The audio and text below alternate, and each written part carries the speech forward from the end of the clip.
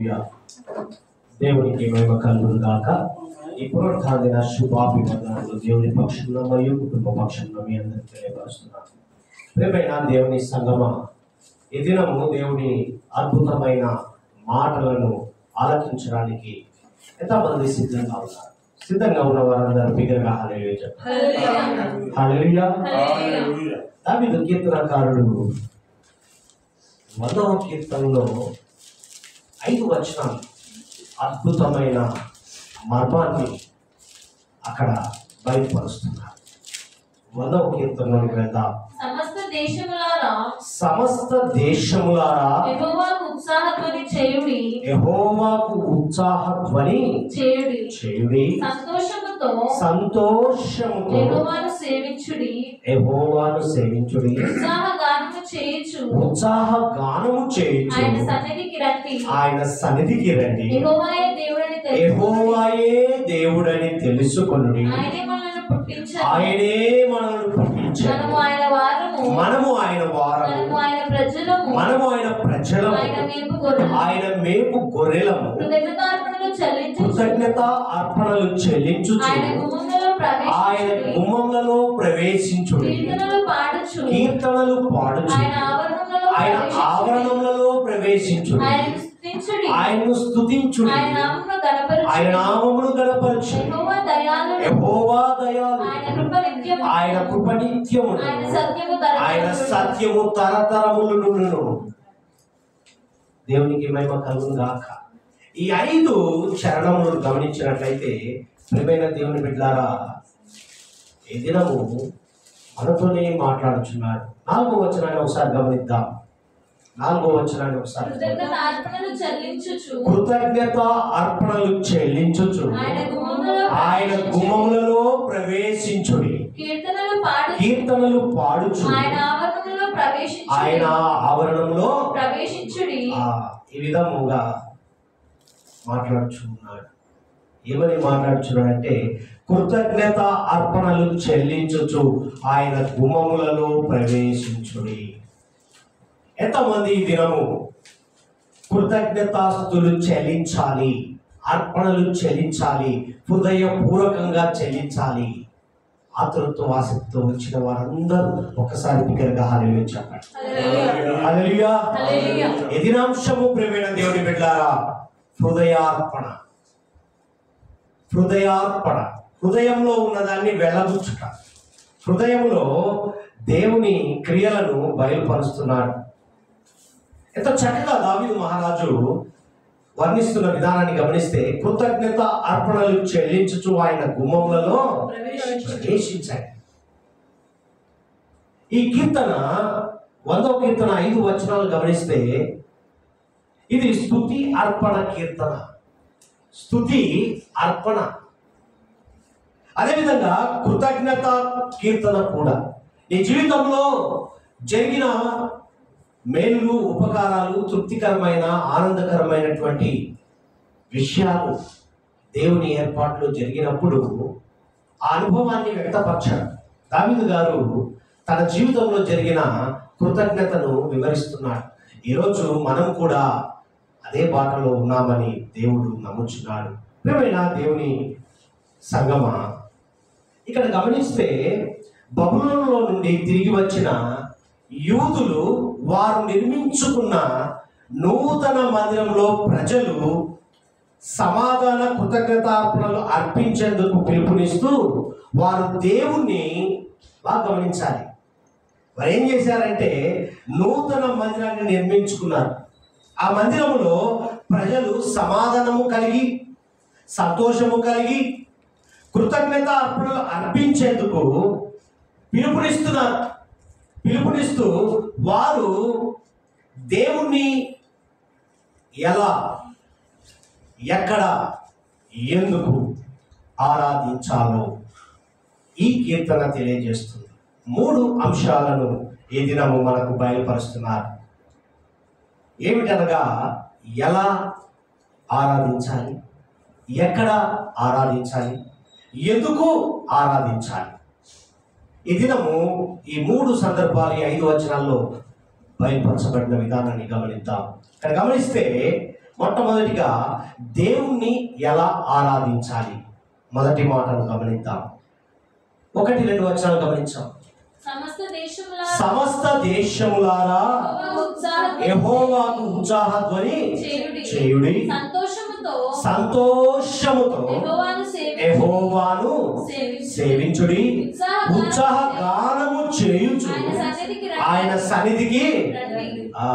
ఈరోజు ఎలా వచ్చావో, ఎందుకు ఆరాధిస్తున్నావో, ఎక్కడ ఆరాధిస్తున్నావో ఈ దినం బయలుపరుస్తున్నాడు. ఈ 2 వచనాలు గమనిస్తే మనము దేవుని మందిరానికి వెళ్ళేటప్పుడు బాగా గమనించాలి. ప్రియమైన దేవుని బిడ్డలారా, ఎలా ఉండాలో తెలియజేస్తూ ఉత్సాహముతో ఏమంటున్నాడమ్మా? ఉత్సాహ ధ్వని చేయుడి. ఉత్సాహముతో, ఉల్లాసముతో, పట్టజాలని ఆనందముతో ఈ దినము మరి పాటలు పాడుతూ సమాధానము కలిగి నీ జీవితంలో ఉన్నటువంటి ఆనందాన్ని దేవుని సన్నిధానంలో వ్యక్తపరుస్తున్నప్పుడు ఇతరులు చూసి ఆనందించడం కంటే దేవుడు ఎక్కువగా ఆనందిస్తాడు. కృతజ్ఞత అర్పణలు చెల్లించుచు ఆయన సన్నిధికి రావాలని తెలియపరుస్తున్నాడు ఈ 2 వచనాలు. ఇక్కడ గమనిస్తే ఒక మాట గమనించినట్లయితే దేవుని స్తుతించుట ఆజ్ఞలు బయలుపరుస్తున్నాడు.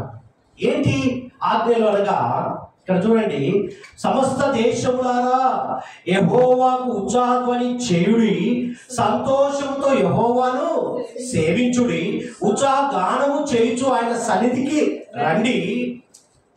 ఎంత చక్కగా రండి అని పిలుపునిస్తున్నాడు. ఇక్కడ గమనిస్తే ఆయన ఆజ్ఞలు, దేవుణ్ణి స్తుతించడం ఆజ్ఞలు అంటే మొట్టమొదటిగా మనం ఏం చేస్తామండి? పాటల ద్వారా ఏం చేస్తాం? పాట ద్వారా దేవుణ్ణి స్తుతిస్తాం, ఆరాధిస్తాం, సేవిస్తాం, కొనియాడుతాం. ఆ పాటల ద్వారానే ఉత్తేజము కలుగుతుంది, ఉత్సాహము కలుగుతుంది. నీలో ఒక చెప్పలేని ఆనందాన్ని వ్యక్తపరుస్తూ ఉంటాం. ఇది మనం గమనిస్తే దావీదు కీర్తనకారుడు 9వ అధ్యాయము 9వ కీర్తన 11వ చరణాన్ని ఒకసారి చూడము. 9వ కీర్తన 11వ.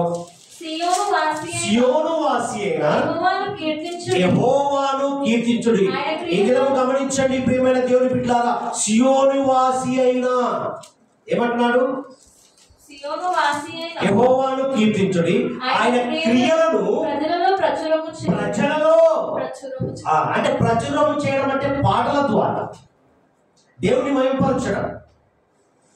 నీ క్రియలు అంటే ఆయన క్రియలను మమేకము చేసుకొని నీ క్రియను అక్కడ జరిగిన విధానాన్ని నువ్వేం చేస్తావంటే పాటల ద్వారా ఉత్సాహము తెలియపరుస్తావు. దేవుడు నాకు చేసిన మేలులు, ఉపకారాలు ఈ విధంగా ఉన్నాయని నువ్వేం చేస్తున్నావు? ప్రజలలో ఆనందాన్ని బయలుపరుస్తున్నావు. దావీదు గారు అదే విధంగా చేశారు. ఆ విధంగా చేశాడు కాబట్టి మన ముందు ఈ లేఖనాన్ని బయలుపరుస్తున్నాడు. ప్రియమైన దేవుని బిడ్డలారా, ఇక్కడ గమనిస్తే ఏమంటున్నామో 9వ అధ్యాయం 11వ వచనంలో, సియోను వాసి అయిన యెహోవాను కీర్తించుడి, ఆయన క్రియలను. దేవుని కుమారుడిగా, కుమార్తెగా, ఆయన సొత్తుగా, ఆయన జనముగా నీవు ముద్ర వేయించుకున్న నీవు ఆయన నీ జీవితంలో చేసిన క్రియలను బట్టి నువ్వేం చేయాలి? జనములలో ప్రచురము చేయాలి, తెలియపరచాలి, సాక్ష్యము ద్వారా, పాటల ద్వారా. తదుపరి వాయిద్యములతో ఏం చేశాడండి? పాట ద్వారా చేశాడు. తర్వాత ఏం చేస్తాం? వాయిద్యముల ద్వారా కూడా దేవునికి మొరపెడుతూ ఉన్నాం. అంటే స్తుతిని తెలియపరుస్తున్నాం. ఉట్టిగా ఏదో సౌండ్ రావాలని మైకులే కానీ వాయిద్యాలే కానీ మనం పెట్టడం లేదండి. వాయిద్యముల ద్వారా మనము దేవుని మహిమపరుస్తున్నాం. అదొక ఉత్సాహం, ఉల్లాసం. ఒక్కొక్కరికి ఒక పిచ్చి అంటాం కదా, సంగీతం ఒకరికి పిచ్చి, పాటలు ఒకరికి పిచ్చి. ఆ పిచ్చి అనేది దేవుని మీద ఉన్న ఆసక్తిని బట్టి ఏర్పడుతుందండి. దావీదు గారు మమేకమై దేవుడు చేసిన, ఆయన జీవితంలో చేసిన అద్భుతాన్ని ఈ విధంగా వివరిస్తున్నాడు. ఇక్కడ గమనిస్తే చూడండి ఏమంటాడు? ప్రపంచమంతయు దేవుని స్తుతించాలని ఏమంటాడు? సమస్త దేశములారా, దేశాలకే పిలుపునిస్తున్నాడు. చూడు, ప్రపంచమంతయు 67 కీర్తన వ్రాయబడిన మాటను ఒకసారి చూడమ్మా. 67 కీర్తన 3వ వచనాన్ని ఒకసారి చూడు. ఎంతో చక్కగా బయలుపరచబడిన విధానాన్ని. దేవా స్తుతించుదురు కాక. ఏమంటున్నాడు? దేవా ప్రజలు నిన్ను స్తుతించుదురు కాక. ప్రజలందరూ నిన్ను స్తుతించుదురు కాక. న్యాయమును బట్టి నీవు జనములకు తీర్పు తీర్చుదు. భూమి మీద ఉన్న జనములను ఏలెదవు. హల్లెలూయా. ఆయన ఏలుతున్నాడు. ఆయన ఏం చేస్తున్నాడు? సింహాసనం మీద ఆసీనుడై ఆకాశం ముందు కూర్చొని పరిపాలన చేస్తున్నాడు. అందుకే ప్రపంచమంతా స్తుతించాలి ఆనందంతో అని తెలియపరుస్తున్నాడు. యెషయా ప్రవక్త రాస్తాడు ఒక చక్కని మాట చూడమని 42వ అధ్యాయము 12వ చరణాన్ని ఒకసారి చూడు త్వరగా. ప్రభావము గలవాడని మనుషులు యెహోవాను కొనియాడుదురు. ఆ ప్రభావం అంటే ఏంటండి? ఆయన నీడ. ఆయన నీడ లేనిదే నీవు బ్రతకలేవు. ఆయన ఎప్పుడు నీడలాగా నిన్ను వెంటాడుతూనే ఉంటాడు. నువ్వు మైమరుస్తావు, నువ్వు మరచిపోతావు, నువ్వు ఆయన చేసిన మేలులు ఉపకారాలు ఈ క్షణమే మరచిపోతావు. కానీ ఆయన మాత్రము నిన్ను విడువను ఎడబాయనని వాగ్దానం చేసిన వాగ్దాన పుత్రుడు నీకు తోడుగా ఉన్నాడు. అందుకే అంటాడు, ఏమంటున్నాడు? ప్రభావము గలవాడని మనుషులు యెహోవాను కొనియాడుదురుగాక. నువ్వు ఉట్టిగా ఉత్సాహంగా ఉల్లాసంగా ఆసక్తితో ఆనందంతో ఆయన స్తుతించడానికి రాలేదు. నువ్వు కొనియాడము అనగా ఆయనను పురుకొల్పి నిన్ను వెంటాడుతూ నిన్ను నడిపిస్తున్నాడు. కాబట్టి నడిపిస్తున్నాడు నా దేవుడు అని చెప్పి నువ్వు ఆయన సన్నిధానంలో ఆతురతో ఆసక్తితో స్తుతిస్తున్నావు. అందుకే అంటున్నాడు, యెహోవాను కొనియాడుదురు గాక, ద్వీపములలో ఆయన స్తోత్రము ప్రచురము చేయుదురు గాక. ఒక దగ్గరే కాదండి, ప్రపంచ యావత్తు ఆయా ప్రాంతాల్లో కూడా ఆయన్ను ప్రచురము అంటే ఆయన్ను తెలియపరిచే పనిలో ఉంటారు. ఏ విధంగా? పాటలు పాడుతున్నా, వాక్యం చదువుతున్నా, బైబిల్ చేత పట్టుకుంటున్నా, లేకపోతే నీ నడవడిక నీ ప్రవర్తన బట్టి క్రైస్తవులు విశ్వాసులు అని గుర్తించే పనిలో ఉంటుంది. అది ప్రచురము చేయడం. నీ నోట మాట్లాడే విధానాన్ని బట్టి దేవుని బిడ్డ అనే పిలుపు వినబడుతుంది. ఇది నాకు గమనించండి. ప్రవక్త గారు రాస్తున్న మాటను గమనించినట్టయితే, ప్రభావము గలవాడని మనుషులు యెహోవాను, ఆయన నీడ, ఆయన కాపుదల కంచ, ఆయన హస్తము నీ మీద నా మీద మన మీద ఉన్నది కాబట్టి మనం ధైర్యంగా బ్రతకగలము. ఈరోజు జీవిస్తున్నామంటే ఆశామాష కాదు, ఆయన ప్రభావము నీకు ఉంది కాబట్టి. అందుకే నీవు ఏమంటున్నాడు? మొట్టమొదటిగా ఏమంటున్నాడు? ఎలా ఆరాధిస్తున్నావు? ఎలా అంటే ఇలా. ఈ విధంగా మా జీవితంలో జరిగింది కాబట్టి నేను ఆరాధించుటకు సమర్థుడను అని నువ్వు చెప్పుకునే విధంగా దేవుడు నిన్ను నిలబెట్టాడు. ఏమైనా దేవుని బిడ్డలారా, ఇక్కడ గమనించండి, ఎల్లప్పుడూ స్తుతించాలి. హెబ్రీయులకు రాసిన పత్రిక 11వ అధ్యాయం 15వ వచనంలో పౌలుడు, మరి అపోస్తలుడైన పౌలుడు హెబ్రీ సంఘంతో మాట్లాడుతూ ఈరోజు మనతో మాట్లాడుతున్న మాటను గమనించండి. 11వ అధ్యాయము 15వ వచనాన్ని గమనించాం. హెబ్రీయులకు రాసిన పత్రిక 13వ వచనం. కాబట్టి ఆయన ద్వారా మనము దేవునికి ఎల్లప్పుడూ స్తుతి. కాబట్టి ఏంటంటే, కాబట్టి ఆయన ద్వారా మనము దేవునికి ఎల్లప్పుడూ స్తుతియాగము చేయుదము. కాబట్టి ఆయన ద్వారా. ఎవరి ద్వారా? మనుష్యుల ద్వారానా? నిన్ను ప్రేమించేవారా? నిన్ను ద్వేషించేవారా? నిన్ను దూషించేవారా? ఎవరిని బట్టి చేస్తున్నావండి? కాబట్టి ఆయన ద్వారా, ఆయన ప్రభావము, ఆయన కాపుదల, ఆయన హస్తాలు నీకు తోడుగా ఉన్నాయి. కాబట్టి నువ్వేం చేస్తున్నావు? ఏమంటున్నాడు పౌలు భక్తుడు హెబ్రీ సంఘంతో మాట్లాడుతూ గట్టిగా, ఆయన ద్వారానే మనము దేవునికి ఎల్లప్పుడు స్తుతియాగము ఎల్లప్పుడు ఆరాధించాలి. అనగా ఆయన నామమును ఒప్పుకొనుచు జీవఫలము అర్పించుదాము. జీవఫలము, నీ జీవితంలో జీవఫలము అనగా దేవుడు చేసిన మేలు ఉపకారాలే. అవే నువ్వేం చేయాలి? అయ్యా, నా జీవితంలో చేసిన మేలును బట్టి, ఉపకారం బట్టి, నా జీవితంలో పెట్టిన సాక్ష్యమును బట్టి నీకు నా హృదయార్పణను చెల్లించుచున్నాను. నా హృదయంలో నిలుపుకున్న విధానము, నా హృదయంలో నీవు నివసించున్న విధానాన్ని బట్టి నీవు నా హృదయంలో ఉన్నదాన్ని బట్టి నేను మాట్లాడుతు. అంటే హృదయంలో ఉన్నదాన్ని అంటే మనము ఒకటి మాట్లాడాలనుకున్నప్పుడు అవన్నీ పోగు చేసుకుంటాం, సిద్ధపడి మనం మాట్లాడతాం. అవి దానంటే దానికి రావండి. నువ్వు ప్రిపేర్ అయ్యే మాట్లాడగలుగుతావు, కానీ అన్ప్రిపేర్డ్గా మాట్లాడలేవు.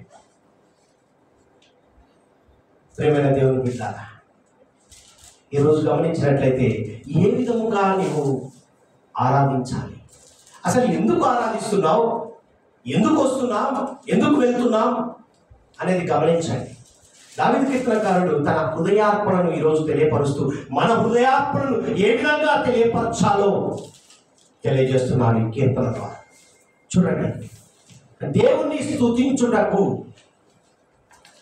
4 కారణాలు చూపిస్తున్నాడు. పేతురు గారు రాస్తారు, మొదటి పేతురు మొదటి మాటలనే ఇవన్నీ బయలుపరుస్తున్నాడు. ఎంత చక్కగా రాయబడిన మాటలు చూడండి. మొదటి పేతురు 2వ అధ్యాయము 9వ వచనానికి వెళ్ళాలి. అయితే మీరు చీకటిలో నుండి ఆశ్చర్యకరమైన తన వెలుగులోనికి మిమ్మల్ని పిలిచిన వారి ఎప్పుడు ఆ దినాల్లో ఆయన పుట్టుక సమయంలో ఆ చీకటిలో కూర్చున్న గొల్లల మధ్యలోనికి ఆయన ప్రభావము, ఆయన పిలుపును, ఆయన శబ్దాన్ని బయలుపరిచినప్పుడు వారు చీకటిలో ఉన్నప్పుడు, వారు ఆ వెలుగు వచ్చినప్పుడు భయపడిన సందర్భాన్ని ఈరోజు గుర్తు చేస్తున్నాడు. మనము మునుపటి జీవితాన్ని గమనించినట్లయితే ఒక్కసారిగా మన జీవితంలో చీకటిలో నుండి మనల్ని ఎక్కడి నుంచి తీసుకొచ్చాడు? తన వెలుగులోనికి, ప్రకాశమైన వెలుగులోనికి తీసుకొని వచ్చాడు. రూపాంతరంలోనికి మనల్ని తీసుకొని వచ్చాడు. అందుకే అంటున్నాడు, ఏమంటున్నాడు? చీకటిలో నుండి ఆశ్చర్యకరమైన తన వెలుగులోనికి మిమ్మల్ని పిలిచిన వాని గుణాతిశయములను ప్రచురము చేయు నిమిత్తము ఏర్పరచబడిన వంశమును, రాజులైన యాజక సమూహమును, పరిశుద్ధ జనమును, దేవుని సొత్తైన ప్రజలునై. 4 సందర్భాలు కనపడుతున్నాయి ఇక్కడ. ఏమా చదవండి. ఏర్పరచబడిన, నీవు వేరు, లోకం వేరు. అవునా? నిన్ను నీ చీకటి బ్రతుకు నుండి వెలుగు, ఆయన మహిమ, ఆయన ప్రభావము, ఆయన పరిశుద్ధాత్మ శక్తి ద్వారా నీ జీవితాన్ని మార్చాడు. నీ జీవితంలో చీకటి బ్రతుకు నుండి వెలుగులోనికి తీసుకొచ్చాడు, ఆనందంలోనికి తీసుకొచ్చాడు, ఉత్సాహంలోనికి తీసుకొచ్చాడు, ఉల్లాసముగా జీవించే విధంగా నన్ను మనం నిలబెట్టాడు. అందుకే గుర్తు చేస్తున్నాడు, ఏర్పరచబడిన వంశమును, రాజులైన యాజక సమూహమును, పరిశుద్ధ జనముగా, దేవుని సొత్తైన ప్రజగా ముద్ర వేశాడు. ఆషామాష వ్యక్తి కాదండి. నువ్వు అనుకోవచ్చు, ఏదోలే పోతున్నాం, అందరిలాగా వస్తున్నాం, పోతున్నాం, వింటున్నాం అనుకుంటున్నావేమో. నీవు ఒక క్వాలిటీ పర్సన్. నువ్వు ఆషామాష వ్యక్తివి కాదు, నువ్వు ఆర్డినరీ పర్సన్ కాదు, ఒక విలువైన వ్యక్తివి. అందుకే అంటాడు, ఏమంటాడు? దేవుని ప్రజ అయితిరి, దేవుని కుమారుడి అయ్యావు, కుమార్తె అయ్యావు, ఆయన బిడ్డగా ముద్ర వేయించుకున్నావు. నువ్వు డిఫరెంట్. లోకంలో ఉన్న వారికి నీకు తేడా. నిన్ను చూడగానే యేసయ్య బిడ్డ, వీరు వేరు అనే వ్యక్తిగా నిన్ను నిలబెట్టాడు. అందుకే అంటాడు, చూడమ్మ అక్కడ, ఒకప్పుడు ప్రజగా ఉండగా ఇప్పుడు దేవుని ప్రజ, ఇప్పుడు దేవుని ప్రజ. ఒకప్పుడు చీకటి బ్రతుకు, ఒకప్పుడు సమస్యలతో నిండి ఊపిరాడని పరిస్థితిలో ఇక చావే శరణం అనుకునే పరిస్థితిలో జీవించావు. ఇక నా జీవితం అయిపోయింది, నా చాప్టర్ క్లోజ్ అనుకున్నావు. ఈరోజు నిన్ను ఎలా పెట్టాడు చూడమ్మా. ఒకప్పుడు ప్రజగా ఉండక ఇప్పుడు దేవుని ప్రజ అయితది. ఒకప్పుడు కనికరింపబడక ఇప్పుడు నీ మీద దృష్టి పెట్టాడు, నీ మీద ప్రభావం పెట్టాడు. ఒకప్పుడు మన జీవితం ఎలా ఉందంటే చీకటి బ్రతుకు, ఆయన కనికరింపబడని స్థితిలో మనం ఉన్నాం. ఇప్పుడు తెలుసుకున్నావు ఆయన నీతి ఏంటో, యథార్థత ఏంటో, న్యాయం ఏంటో, ఆయన స్తుతించడం ఎలానో, ఆయన కొనియాడడం ఎలానో, ఆయనతో మాట్లాడడం ఎలానో తెలుసుకున్నావు. కాబట్టి నీవు ఆయన బిడ్డగా ఆస్వాదించుకుంటూ ఆహ్వానిస్తున్నాడు. ఒకప్పుడు నీవు వేరు, ఇప్పుడు నా బిడ్డవు, నా కుమారులండి, నా కుమార్తెలండి, నా బంధువులండి, నా శ్రేయోభిలాషులండి, నా సన్నిహితులని ఏ విధంగా నువ్వు చెబుతున్నావో దేవుడు కూడా ఈ దినము ఆ విధంగానే నిన్ను నన్ను మనల్ని పిలుస్తున్నాడు. స్నేహితులు అంటున్నాడు. నా ప్రియ స్నేహితుడా ఈరోజు పిలుస్తున్నాడు. ప్రియమైన దేవుని బిడ్డలారా, అందుకే కీర్తనకారుడు 126వ కీర్తనలో చక్కని మాట, దేవుని స్తుతించేదానికి 4 సందర్భాలను చూపించాడు. ఎలా ఆరాధించాలంటే ఇందుకే మనం ఈ విధంగా ఆరాధించాలి. 126వ కీర్తన 5వ వచనాన్ని ఒకసారి గమనించాలి. కన్నీళ్లు విడుచుచు విత్తువారు సంతోషగానముతో. అంటే కన్నీళ్లు విడిచారంటే ఇచ్చేటప్పుడు కన్నీళ్లు విడిచి ఇచ్చేది కాదండి. ఆయన సన్నిధానములో హృదయార్పణ చెల్లించేటప్పుడు నీ హృదయంలో నుండి కరిగి కన్నీటి ద్వారా ఉత్సాహము వెలబుచ్చేటప్పుడు వచ్చి ఆనందాన్ని దేవుడు చూస్తాడు. చదవమని. కన్నీళ్లు విడుచుచు విత్తువారు సంతోష గానముతో. అంటే పాట పాడుచు ఆనందం దేవుడు ఇచ్చాడండి. ఆనందముతో, ఇది నాది కాదు దేవునిది. హృదయంలో ఉన్న ఆనందాన్ని అర్పణగా నీవు బయలుపరచడం, అంతేగాని సంతోషముతో అప్పుడు కన్నీళ్లు విత్తి ఇచ్చానండి ఈరోజు సంతోషం, అది కాదండి. అసలైన ఏంటో తెలుసా? నీ హృదయార్పణను దేవునికి తెలియపరచడం.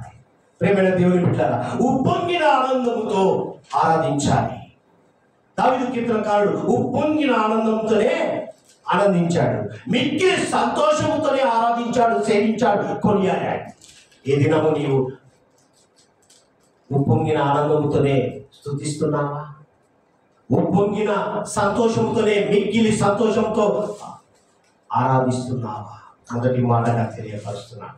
రెండవది చూద్దాం, దేవుని ఎక్కడ ఆరాధించాలి, ఎలా ఆరాధించాలో బయలుపరిచాడు. ఎందుకు ఆరాధించాం, ఎలా ఆరాధించాలంటే ఈ విధమైన మనల్ని అలా అలా కూర్చోబెట్టాడు, అలా అలా నిలబెట్టాడు కాబట్టే ఆరాధించాలి. మరి ఎక్కడ ఆరాధించాలి చూడండి. 3-4 వచనాలు చదవమ్మా. 1వ కీర్తన 3-4 వచనాలు చదువు. ఎక్కడ ఆరాధించాలో దానికి మర్మాన్ని బయలుపరుస్తున్నాడు. చదవమ్మా. యెహోవాయే దేవుడని తెలుసుకొనుడి, ఆయనే మనలను పుట్టించెను, మనము ఆయన వారు, మనము ఆయన ప్రజలము, ఆయన మేపు గొర్రెలము. కృతజ్ఞతార్పణ చెల్లించుచు ఆయన గుమ్మములలో. ఎక్కడ ఆరాధించాలంట? ఎక్కడండి? కనపడుతుంది చూడండి. కృతజ్ఞత అర్పణలు హృదయార్పణతో ఆయన గుమ్మములలో, అంటే ఆయన సన్నిధానంలోనికి ప్రవేశించాలి. ఆయన గుమ్మం. ఎదినము ఇక్కడ గమనిస్తే రండి ప్రవేశించండి అనే మాటను, పిలుపును మనం చూడగలం. ఈ 3-4 వచనాలు ఏమంటున్నాడు? రండి ప్రవేశించండి నా గుమ్మంలోనికి. నేను పిలుస్తున్నటువంటి ఆహ్వానము పొందుకొని మీరు రండి, రండి మన వివాదము తేల్చుకుందామంటాడు యెషయా ప్రవక్త 1వ అధ్యాయము 18వ వచనంలో గమనించినట్లయితే. ఎందుకు? నీకు నాకు ఉన్న అడ్డు తెరను తెంపివేశాను శిలువ ద్వారా. మరలా అడ్డుగా ఉంటున్నటువంటి వాటిని విడుదల చేయడానికే మన వివాదాన్ని తేల్చుకుందామంటాడు. తేల్చుకున్నాడు కాబట్టి పిలుపునిస్తున్నాడు. అయిపోయింది, విడుదలయ్యావు. నిన్ను చీకటి బ్రతుకు నుంచి వెలుగు బ్రతుకులను తీసుకొచ్చాడు. ఆరాధించే క్రమంలో నిలబెట్టాడు. తెలుసుకున్నావు, ఎందుకు స్తుతించాలో తెలుసుకున్నావు, ఎలా ఆరాధించాలో తెలుసుకున్నావు. అయితే ఎక్కడ ఆరాధించాలి? ఆయన సన్నిధానంలో ఆరాధించాలి. ఎంత చక్కగా అంటాడు. అయితే ఇక్కడ గమనించండి, మందిరాన్ని కోల్పోయి వీళ్ళు బబులోను ప్రజలు మరి బాగా గమనించండి, 70 సంవత్సరాలు వీళ్ళు ఏం చేశారంటే మందిరాన్ని కోల్పోయి 70 సంవత్సరాలు బబులోను చెరలో ఉన్న ప్రజలు ఆ చెరలో, ఆ బంధకములో కట్టబడి విడదలేని పరిస్థితిలో ఉన్న వారిని విడుదల కలగజేసి చీకటి బ్రతుకు నుండి వెలుగు బ్రతుకులను తీసుకొచ్చి నూతన మందిరాన్ని నిర్మించుకున్నారు. హల్లెలూయా. 70 సంవత్సరాలు చూసారా ప్రియమైన దేవుని బిడ్డలారా. కనుక ఏం చేశారంటే గుమ్మముల గుండా ఆవరణలోనికి ప్రవేశించి దేవుణ్ణి స్తుతించాలని తెలియజేస్తుంది కీర్తన. అందుకే అందరినీ పిలుపునిస్తుంది, యావత్ ప్రపంచానికి తెలియపరుస్తున్నారు. ప్రియమైన దేవుని బిడ్డలారా, అయితే ఇక్కడ ఇది యూదుల గురించే కాదు, బాగా గమనించండి. యూదుల గురించే కాకుండా, యూదుల గురించి మాత్రమే కాకుండా రాబోయే 1000 ఏళ్ల పరిపాలనలో సమస్త దేశాలను కూడా ఆహ్వానిస్తున్నట్లు కూడా ఇక్కడ గమనించాలి. సమస్త దేశాలను 1000 ఏళ్ల పరిపాలనలో రండి స్తుతిద్దాం అని పిలుపునిస్తున్నారు. అయితే ఇక్కడ గమనించాలి, ఏమంటున్నాడు? ఆయనే మనను పుట్టించాడు. మనుష్యుల సృష్టికర్త దేవుడు మనల్ని పుట్టించాడా? అందుకే అంటాడు ప్రవక్త యెషయా ప్రవక్త 51వ అధ్యాయము 13వ వచనాన్ని గమనించమ్మా. 51:13 రాయబడిన మాటను చూడండి. ఏమంటున్నాడు? బాధ పెట్టువాడు నాశనము చేయుటకు సిద్ధపడినప్పుడు వారి క్రోధమును బట్టి నిత్యము భయపడుచు ఆకాశమును వ్యాపింపజేసి భూమి పునాదులను వేసిన యెహోవాను, నీ సృష్టికర్త అయిన యెహోవాను మరుచుదువా? వాడి ఎక్కడికి పోయావు? వాడి చెరలోనికి పోయి వాడు చెప్పినట్టుగా వింటూ నీ సృష్టికర్తను మర్చిపోయి నీ సమస్యతో పెనుగులాడుకుంటూ అయోమయ పరిస్థితిలో వాడితో మమేకమై ఏం చేయాలో తెలియక దేవుని గుమ్మంలోనికి రాక, ఆయన సన్నిధిలోనికి రాక, ఆయనకు మొరపెట్టక, ఆయన సేవించక, ఆయన కొనియాడక వాడి బంధకంలో పడి కొట్టుకలాడుతున్నాం. ఏమంటున్నాడు అక్కడ చూడమ్మా, ఏమంటాడు? ఆకాశమును వ్యాపింపజేసి భూమి పునాదులు వేసిన యెహోవాను, నీవు నీ సృష్టికర్త అయిన యెహోవాను మరచుదువా? బాధ పెట్టువాని క్రోధము ఏమాయను. హల్లెలూయా. ఆ విధంగా జీవిస్తున్నావా? నీ సృష్టికర్తను మరచిపోయావా? ఎక్కడ ఆరాధించాలో తెలియక వాడి వశమై అపవాదికి లోనై సృష్టికర్త నిన్ను పుట్టించినటువంటి సృష్టికర్తను మరచిపోయావు. అందుకే క్వశ్చన్ మాట్లాడుతున్నాడు. అందుకే అంటాడు కదా, నేనే మిమ్మును ఓదార్చువాడను, చనిపోవు నరునికి తృణమాత్రుడగు నరునికి ఎందుకు భయపడు. నేను సృష్టికర్తను, నిన్ను సృష్టించిన సృష్టికర్తను నేను ఉండగా నీవు నీ జీవితం ఏంటో పరిశీలన చేశాడు. అందుకే దాని కీర్తనకాడు 139 కీర్తన రాస్తాడు. మొత్తంలో రాయొచ్చిన మాటలు గమనిస్తే నువ్వు పడుకున్నా లేచినా నువ్వే విధంగా జీవిస్తున్నావు అన్ని బయలుపరిచాడే. చాలా చదవక్కర్లేదు, మనకు సమయం లేదు, తెలుసుకుంటే చాలు. నీ జీవిత చరిత్ర 139 కీర్తనలో పెట్టాడే, మరి ఆయనకు తెలియదా? నువ్వు యావత్ బాధలో ఉన్న నిన్ను ఓదార్చాడే, ఆయన బాధలు ఉందాడే, మైమర్చావా? సృష్టికర్తను మరచావని గుర్తు చేస్తున్నాడు. ప్రియమైన దేవుని బిడ్డలారా, అందుకే అంటాడు దేవుని జనులము. హల్లెలూయా. హల్లెలూయా. ఏమంటాడు ఇక్కడ? చదవ మరి 100 కీర్తనలు ఇక్కడ త్వరగా 100 కీర్తనలు చదవండి. ఆయనే, ఆయన తప్ప ఎవరు మనల్ని చేయలేదండి.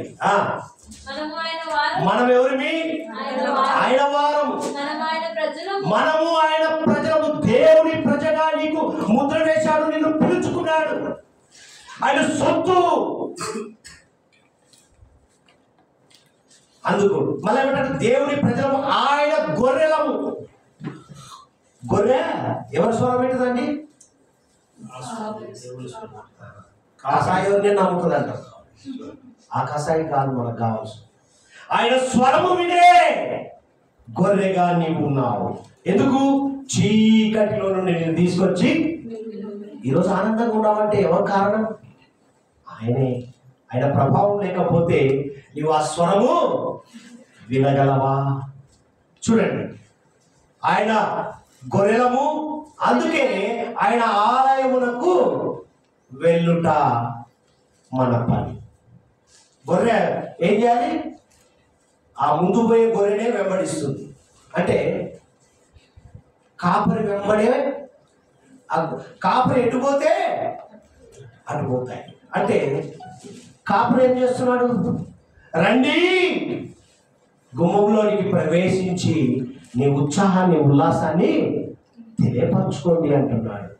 మరి ఈ విధంగా మరి ఆయన ఆలయంలోకి వెళ్ళి మనం ఏం చేయాలంట? 84 కీర్తనలో వ్రాయబడిన మాటను చూడమ్మా. 4వ వచనాన్ని ఒకసారి చూడు. 84:4 నీ మందిరమునందు నివసించువారు ఆ పిలుపు నొందుకొని ఆహ్వానాన్ని మనం ఆహ్వానించాం, ఇన్విటేషన్ ఇచ్చాం. నాకు ఇయ్యలే నువ్వు ఇచ్చాడు, వెళ్ళు. ఇచ్చిన ఇయ్యకున్న ఆయన సృష్టికర్త. ఆయన నిన్ను పుట్టించాడు. ఆయన దేవుడు. ఆయన ప్రజగా నువ్వు పిలిపించుకున్నావు.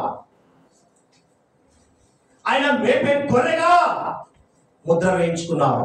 కాబట్టి వినే స్వరం నీకుంటే నువ్వు వెంబడిస్తావు. ఈ లోకంలో ఇచ్చే మనుషులు ఇచ్చే ఇన్విటేషన్ అక్కర్లేదు నీకు. ఆయన ఇచ్చే ఇన్విటేషన్ బహు గొప్పది. అందుకే అంటాడు, ఏమంటున్నాడమ్మా? చదువు. నీ మందిరమునందు నివసించువారు ధన్యులు, వారు నిత్యము నిన్ను స్తుతించుదురు. వారు ఏం చేస్తారంట? అంటే ఆయన నామం ఎరిగి ఉన్నవారు, ఆయన ఏంటో తెలుసుకున్నవారు నిత్యము స్తుతిస్తారంట. ఎంత చక్కగా కీర్తనకారుడు కృతజ్ఞత అర్పణలు చెల్లించి, హృదయ అర్పణలు చెల్లించారు. హృదయము ద్వారా నీ హృదయములో ఉన్న దాన్ని వ్యక్తపరచడమే ఈ దినము. ఎక్కడ ఆరాధించాలో బయలుపరుస్తున్నాడు. ఎక్కడ ఆరాధించాలి? ఆయన సన్నిధానంలో ఆరాధించాలి. అందుకే 107వ కీర్తనలో రాయబడిన మాటను ఒకసారి చూద్దాం. 21, 22 వచనాలను ఒకసారి చదువు.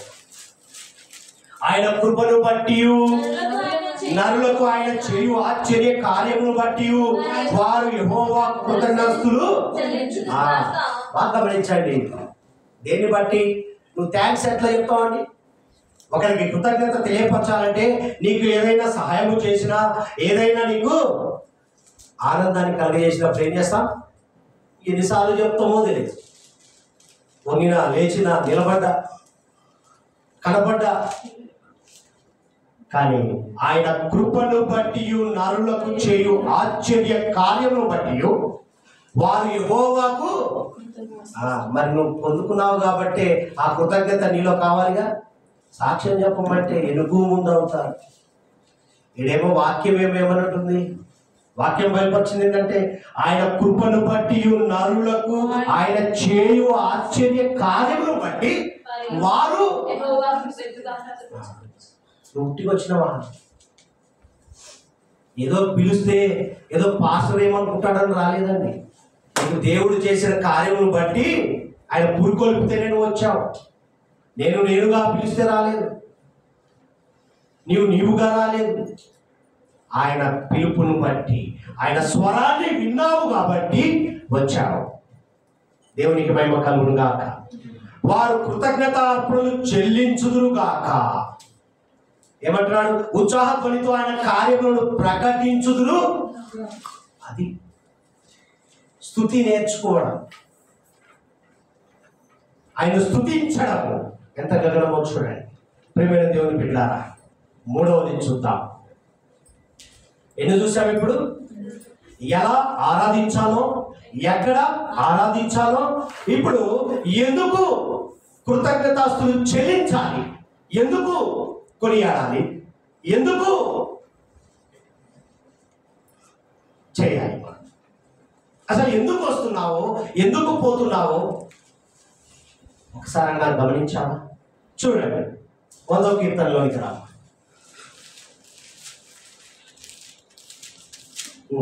చదువు 4వ వచనం చదువు. కృతజ్ఞతార్పణలు చెల్లించుచు ఆయన గుమ్మంలో ప్రవేశించుడి, కీర్తనలు పాడుచు ఆయన ఆవరణలో ప్రవేశించుడి, ఆయన స్తుతించుడి, ఆయన నామమును గణపరచుడి. యెహోవా దయాళుడు, ఆయన కృప నిత్యముండును, ఆయన సత్యము తరతరములుండును. హల్లెలూయా. ఇక్కడ గమనించినట్లయితే 3వ వచనం నుంచి 5వ వచనాల్లో అన్ని గమనిస్తే ఆయన ఎవరండి? సృష్టికర్త. ఏంటండి? నిన్ను నన్ను మనల్ని యావత్ ప్రపంచాన్నే, సృష్టిని, ఆ సృష్టిలో ఒక భాగంగా నిన్ను నన్ను మనల్ని సృష్టించాడు. నిజ దేవుడు. తెలుసుకున్నావా? నిజ దేవుడని తెలుసుకున్నావు. ఆయనే మన సృష్టికర్త అని తెలుసుకున్నావు కాబట్టి ఏం చేయాలి? ఏం చేస్తాం? కృతజ్ఞతాస్తులు చెల్లిస్తాం. ఆయన కుమ్మరి, నిన్ను ఆయన సృష్టించాడని. ఒక కుండను తయారు చేయాలంటే ఏం చేయాలంటే ఒక పనివాడు, దానికి పని పాత్రలు ఎన్నో అవసరం. అవి ఏవి లేకుండా అసలు దావీదు కీర్తనకారుడు అంటాడు కదా, నన్ను సృష్టించిన విధానాన్ని చూస్తే నాకు భయము కలిగింది అంటాడు. నిజమేనా? ఎంత ఆశ్చర్యం అండి. ఆయన కుమ్మరి, నిన్ను ఆయన సృష్టించాడని తెలుసుకున్నావు కాబట్టి కృతజ్ఞతలు చెల్లించాలి. మరి ఆయన మంచి కాపరి. మంచి కాపరేనా? చెడ్డ కాపరే? మంచి కాపరని తెలుసుకో.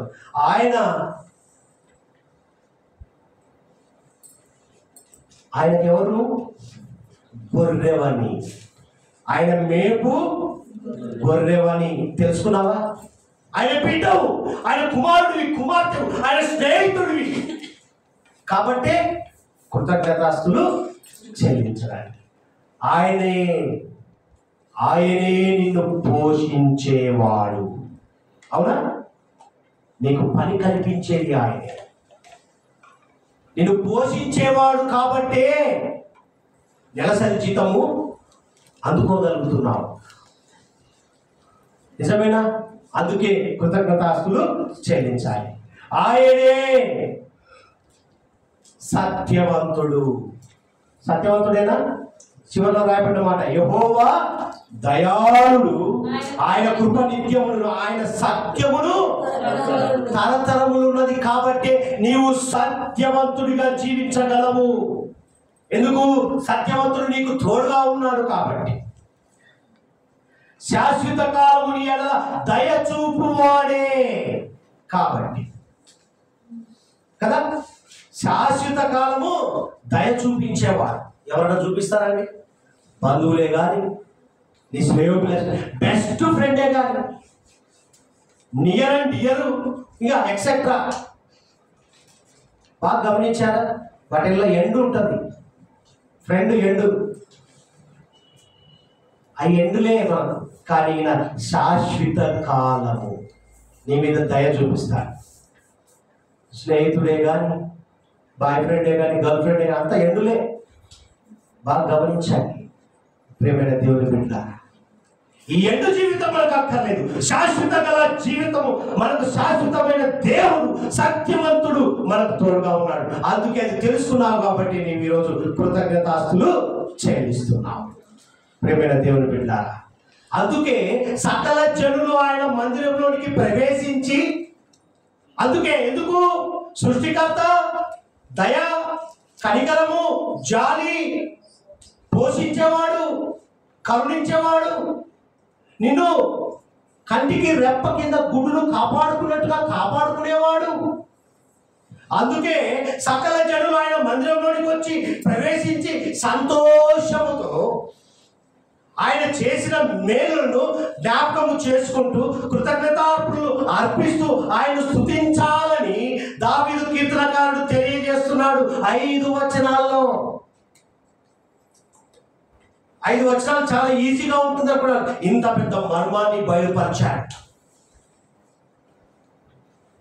ఎలా, ఎందుకు, ఎక్కడ నీ జీవితము దేవుడు ఈరోజు సూటిగా నీ జీవితంలో జరిగిన ఎలా ఆరాధిస్తున్నావు, ఎక్కడ ఆరాధిస్తున్నావు, అసలు ఎందుకు ఆరాధిస్తున్నావు, ఎందుకు కృతజ్ఞతాస్తులు చెల్లిస్తున్నావు, ఏ విధముగా అసలు ఎలా కృతజ్ఞతాస్తులు చెల్లించాలి, అసలు ఎక్కడ చెల్లించాలి, ఎందుకు చెల్లించాలి అనే డౌట్ను క్లియర్ చేస్తున్నాడు. ప్రియమైన దేవుని బిడ్డ, ఈరోజు అడుగుతున్నాడు, ఈ 5 వచనాలు నీ జీవితంలో బయలుపరుస్తూ నీవు ఆయనను ఆరాధిస్తున్నావా, హృదయార్పణ చెల్లిస్తున్నావా? అంటే ఆరాధిస్తున్నావా అంటే అందరం ఆరాధిస్తామండి, అట్లా కాదు. సంతోషముతో, ఉత్సాహముతో, ఆనందముతో నా నిజ దేవుడు సత్యవంతుడు నాకు తోడుగా ఉన్నాడని ఆరాధిస్తున్నావా, లేదా పక్కోడు ఆరాధిస్తున్నాడు, పక్క వాళ్ళు ఆరాధిస్తున్నారని ఆరాధిస్తున్నావా? హృదయపూర్వకంగా తెరవబడిన హృదయంతో ఆరాధిస్తున్నావా అని అడుగుతున్నాడు. ప్రియ సహోదరి, సహోదరుడా, నీవు స్తుతిస్తున్నావా? హృదయపూర్వకంగా స్తుతిస్తున్నావా? నీవు దేవుని సన్నిధానంలో కృతజ్ఞతాస్తులు చెల్లిస్తున్నావా? హృదయపూర్వకంగా, హృదయార్పణ దావీదులాగా చెల్లిస్తున్నావా? ముఖస్తుతి చేస్తున్నావా? మనుషులు చూస్తున్నారని చేస్తున్నావా? ఆయనే సృష్టికర్త, సింహాసనం మీద ఆసీనుడై ఏలుతున్నాడు. ఏలే వ్యక్తి ఏం చేస్తాడు? పర్యవేక్షిస్తాడు. మనుషులు చూసినా చూడకపోయినా ఆయన చూస్తున్నాడండి. నీవు దేవుని సన్నిధానంలో సంతోషిస్తున్నావా, లేకపోతే పక్కోడి సంతోషాన్ని చూసి అసూయపడుతున్నావా? ఈరోజు అడుగుతున్నాడు. మన సమాధానం ఏంటో ఆరాధనలో తెలియపరచు. నువ్వు చేస్తున్న ఆరాధనే నీకు జవాబు దొరుకుతుంది. ప్రియమైన వాళ్ళారా, ఒకవేళ అలాంటి జీవితంతో ఉండి నీవు నిజంగా ఆరాధించలేని పరిస్థితిలో ఉన్నావేమో, నిజంగా స్తుతించలేని పరిస్థితిలో ఉన్నావేమో, నిజంగా కృతజ్ఞతాస్తులు చెల్లించే పనిలో లేవేమో, ఇప్పుడైనా గొప్ప సదావకాశం ఇచ్చాడండి. ఈ 100వ కీర్తనలో 5 వచనాల్లో మాట్లాడాడు. దావీదు కీర్తనకారుడు తన జీవిత అనుభవాన్ని మన ముందు బయలుపరిచాడు. బబులోను ప్రజలు చెరలో ఉన్న వారు విడుదలై నూతన మందిరాన్ని కట్టుకొని 70 సంవత్సరాల తర్వాత వారు పిలుపునిచ్చారే. అటువంటి పిలుపు నీ జీవితంలో మనకు కూడా ఇచ్చాడు. 7 సంవత్సరాల తర్వాత 8వ సంవత్సరంలో మందిరాన్ని ఇచ్చాడే. అందుకే మనం ఏం చేయాలి? హృదయార్పణ చెల్లించేవారిగా మనం ఉండాలి. అందుకే ఈ కీర్తనలు మనకి ఈ దినం బయలుపరిచాడు. ఆయన చేసిన మేలులు, ఉపకారం ఇంత అంత కాదు, 1 కాదు 2 కాదు, ఒక ఇటుకైనా కొనలేమేమో, ఒక విండో అయినా కొనలేమేమో. అసలు మనం కట్టగలమా? మనం ఉండగలమా? ఈరోజు ఆరాధిస్తున్నాం. దేవునికి మహిమ కలుగును గాక. హృదయార్పణ వెల్లబుచ్చుతాడు. ప్రతి ఒక్క చిన్న బిడ్డ మొదలుకొని వృద్ధాప్యం వరకు కూడా ప్రతి ఒక్కరి జీవితంలో సాక్ష్యాన్ని పెట్టాడు. ఈరోజు నా దేవుడు సత్యవంతుడు, నాకు తోడై ఉన్నాడు, ఆయన ప్రభావం మాలో ఉంది కాబట్టి ఈరోజు ఎంత గొప్ప కార్యము ప్రేమహస్తం ఫౌండేషన్ నుంచి చారిటబుల్ ట్రస్ట్ వరకు తీసుకొచ్చాడు. దేవునికి మహిమ కలుగును గాక. ప్రేమైన దేవుని బిడ్డారా, ఇది ఒక్కరిది కాదు, సమస్త దేశములారా, సమస్త కుటుంబములారా, సమస్త ప్రజలారా, దీనిలో ఎన్నుకున్న ప్రతి బిడ్డను దేవుడు గుర్తించాడు. ప్రతి ఒక్కరి మొరను దేవుడు విన్నాడు.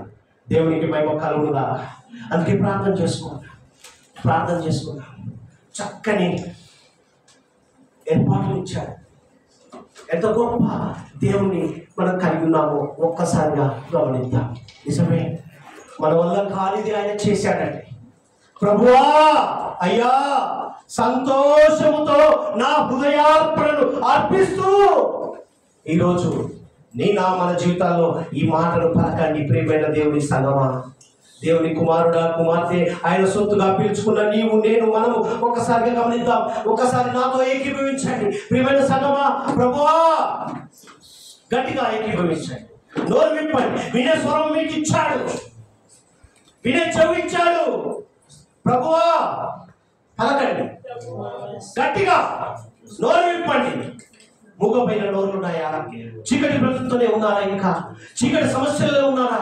వెలుగును ప్రకాశించాడే, ప్రభావం ఇచ్చాడే. ఒక్కసారిగా బిగ్గరగా పలకండి. నాతో ఏకీభవించండి. ప్రభువా, గట్టిగా, బిగ్గరగా.